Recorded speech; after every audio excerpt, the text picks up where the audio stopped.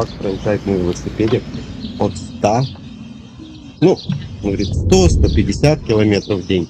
Нормально, да? Я на мотоцикле проезжаю 200-300. И мне уже все.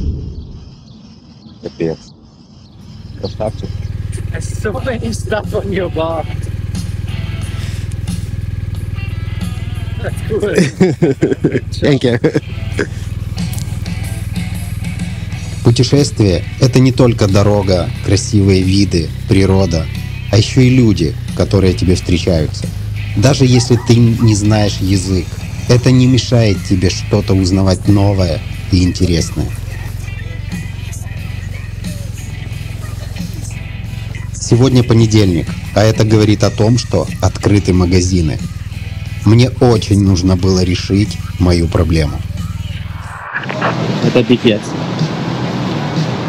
Сломалась вот эта херня, которая держит пивно. Я нашел один тут мотомагазин, заеду в него. Может, у них есть эти фиговинки, блин. Потому что дальше опять горы, и я вот только одеваю визор, и он сразу потеет.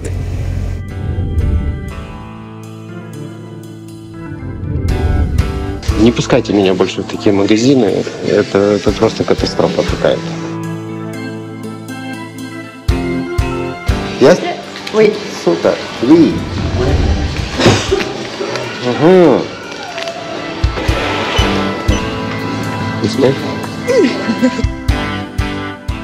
Ну, слушайте, видно пока, не знаю, что будет потом. Может, женские руки все-таки поставили его на место, этот визор, блин.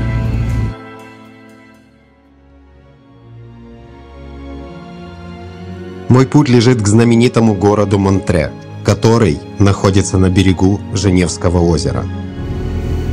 Вот оно, Женевское озеро.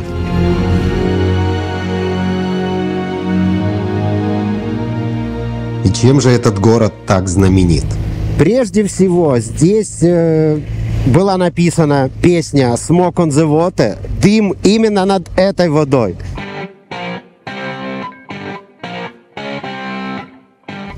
И горело именно то казино, к которому мы сейчас едем. История написания этой песни такова. Декабрь 1971 года. Тогда я только родился, а здесь рождался хит. Deep Purple приехали на музыкальный фестиваль, концертной площадкой которого было казино Монтре. Накануне было выступление Франка Заппы и его группы «Мамаши». Во время выступления и произошел пожар. Казино сгорело дотла вместе с аппаратурой Заппы. Наблюдая за пожаром и дымом над поверхностью озера, в голове у музыкантов родился хит. Мы приехали в Монтре на Женевское озеро. Мы хотели записать альбом. У нас было мало времени. До нас здесь были Фрэнк Заппа и The Mothers. Потом какой-то кретин выстрелил из ракетницы, и весь дом сгорел дотла. Дым над водой, огонь в небе. Вот такой вот он, текст этой песни, который стал визитной карточкой не только Deep Purple, но и тяжелого рока в целом.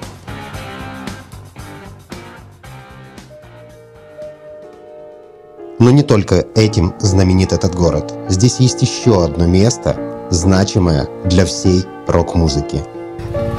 Queen Studio, it's here. It's here, Ага, inside, yeah, to left. maybe it's here.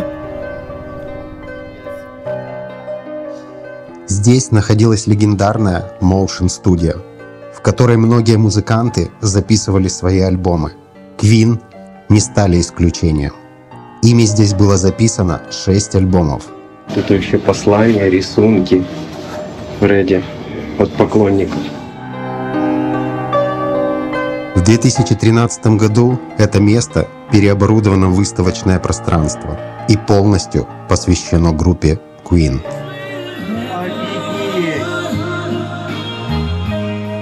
Здесь полностью воспроизведена студия, в которой музыканты создавали свои хиты.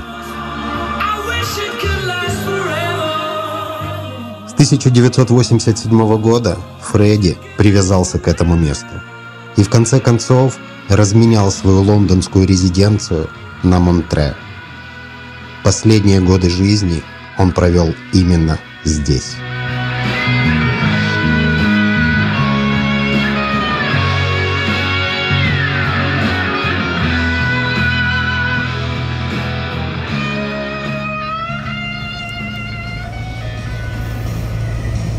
Прощай, Женевское озеро.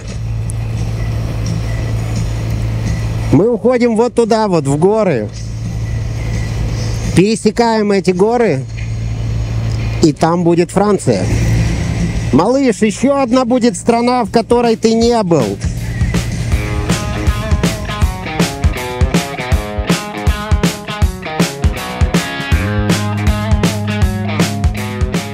Я держал путь в поселок Шамони-Монблан. Мне хотелось увидеть эту гору и, возможно, подняться по канатной дороге до смотровой площадки Эгюй-Дю-Миди на высоту 3777 метров, с которой можно было увидеть самую высокую точку Альп – величественный Монблан, высота которого 4806 метров. Вау! Офигеть!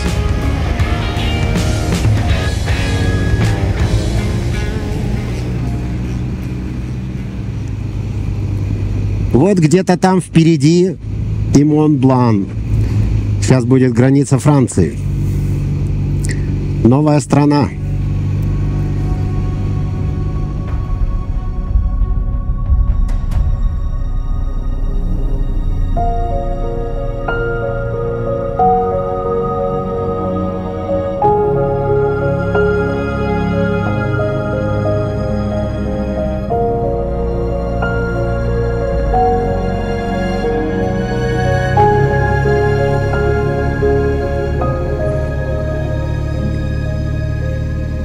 Блин, мы во Франции.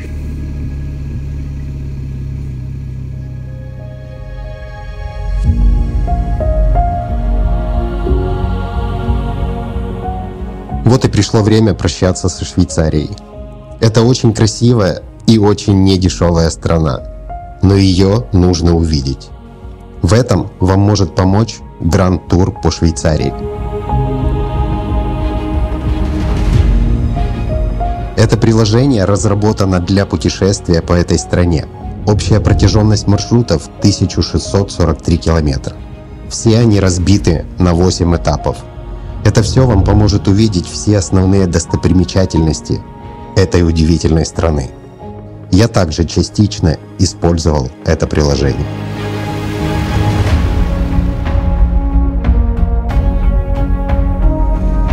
Это пипец. Блин, какие они крутые! Это реально вершина.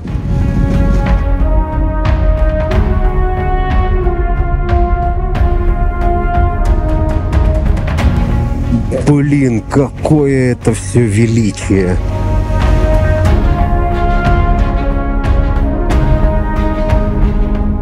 На самый верх идет канатная дорога.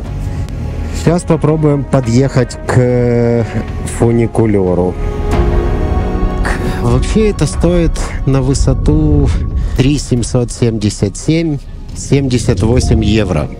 Но сегодня, видно, не наш день.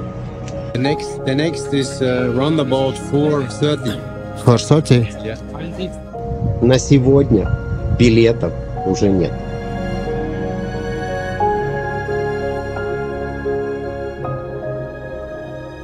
У нас остается один вариант. Не подняться на него, а проехать под ним. Но не все так просто. Я столкнулся с громадной очередью, которую пришлось объезжать.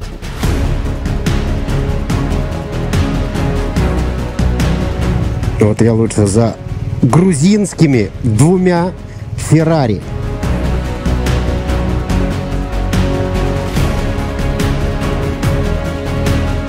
Очередь здесь всегда. Зачастую достигает длины 8 километров. Это все связано со строгими правилами проезда через туннель. В одну сторону стоит 35 евро. Максимальная скорость, сказали, 70 километров в час. Но не только скоростные ограничения. Здесь еще есть ограничения по дистанции между автомобилями. Она должна быть 150 метров. Остановки здесь запрещены в целях безопасности, так как уровень подземной радиации в несколько раз превышает норму. Общая его длина 11,5 километров, из которых 7,5 находятся во Франции и 4 километра находятся в Италии. Вот сейчас мы уже в итальянской части. Там был знак «Италия». Максимальная толщина горной породы 2,5 километра. На выезде из туннеля меня ждал новый сюрприз. Я поехал не по той дороге.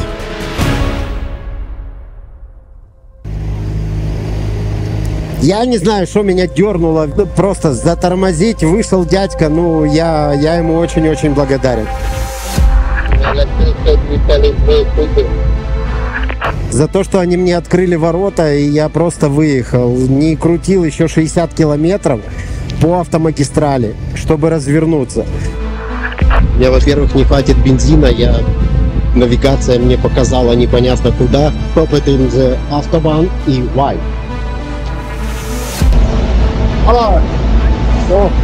Куда? Супер. Thank you very much. Thank you.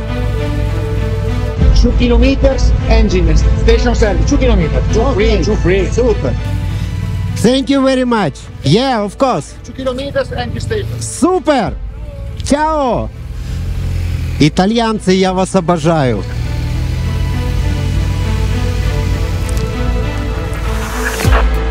Это все из-за специфики итальянских автомагистралей. Здесь зоны для разворота минимум через 30 километров. И я снова в Италии. Мне нужно было проехать всего 20 километров по этой стране. Но так получилось, что я застрял здесь на 2,5 часа. Друзья, так что внимательно смотрите, что вам показывает навигация и куда она вас ведет. Я видел Монблан и с французской стороны, и с итальянской стороны. Блин, какой же ты величественный, а!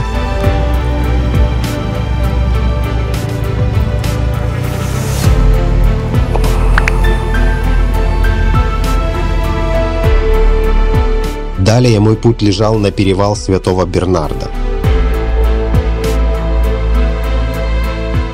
который с давних времен имел большое значение для многих городов Европы.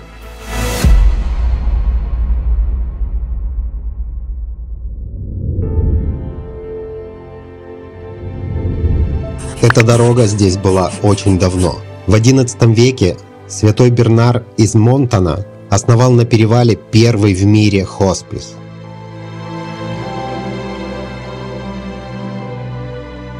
Предоставляя в нем защиту от разбойников и убежище от непогоды.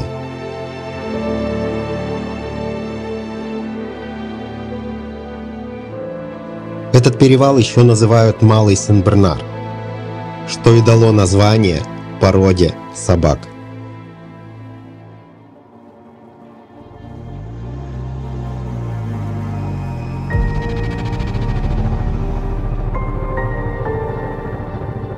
Пройден очередной перевал, и он кайфовый. Вообще мой путь будет лежать по французским перевалам, которые входят в перевалы Тур-де-Франса. И сейчас как раз проходит Тур-де-Франс. Один из этапов будет проходить именно по тому спуску, по которому я хочу проехать.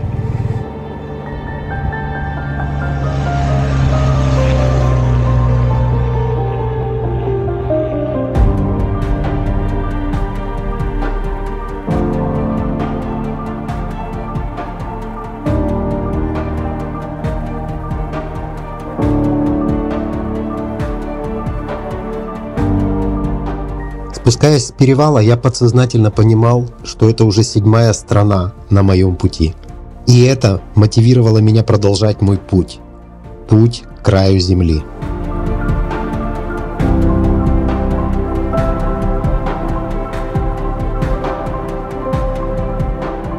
Надо уже снова уходить куда-то в горы. Ну вот я поставил сейчас, там будет еще один перевал. 9 километров мы уходим вправо.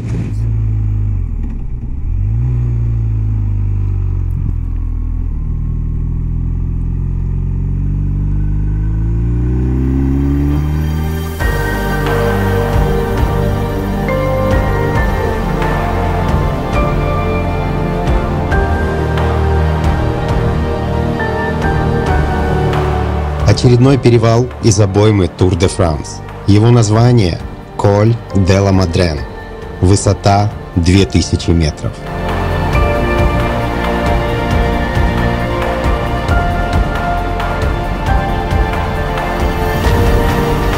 Поднимаясь на этот перевал, у меня возникло дикое желание здесь переночевать. А вот это точно вершина мира. Вон Монблан.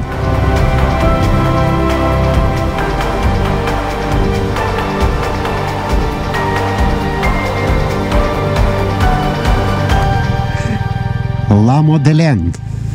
Ну, дорога тут шикарная. Блин, вот этот перевал, это, кстати, тоже я очень-очень-очень рекомендую.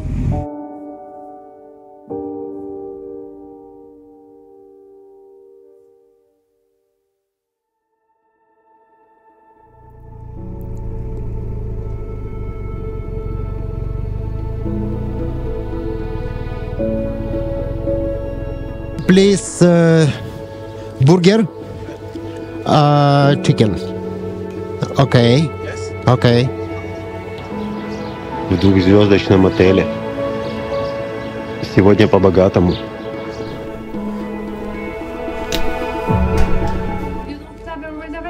No. Можно было в кемпинге, но что-то я как-то так хочу отлежаться немножко. 4,76. Свет? Ну, слушайте, а что еще надо? Я вас умоляю. За эти деньги, в принципе, нормально. Окей.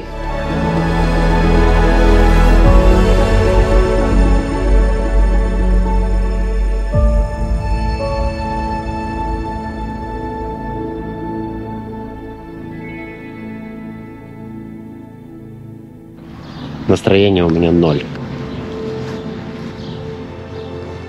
После того, что сейчас вот увидел на Телеграме, после попадания в Ахмадет, вот эти виды, они уже просто не приносят никакого удовольствия.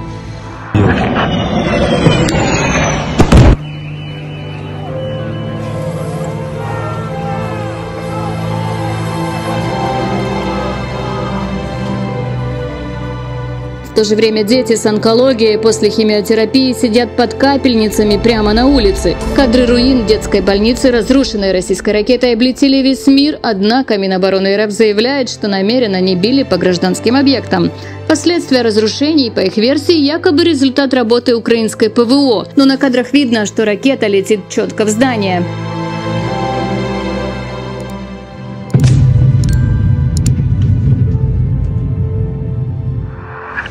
Просто катастрофа. Пострадали дети. Я не понимаю.